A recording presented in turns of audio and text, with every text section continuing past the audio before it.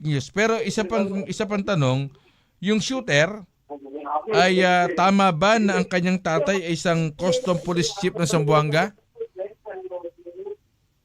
Sir, pakiulit po ng tanong ko po, Yung sir. shooter, yung mismong estudyanteng namatay, tama po ba na yung kanyang tatay ay isang custom police chief ng Zamboanga?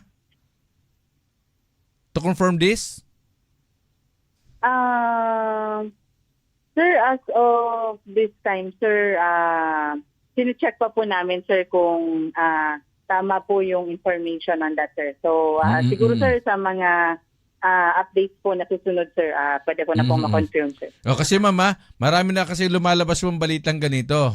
Sinuspindi na rin daw po yung tatay kasi nga daw po ay yung tatay ay isang custom police chief sa Zamboanga. So, total nandiyan po kayo, i-confirm ko na kasi kayo na rin po yung nakakalam po nito.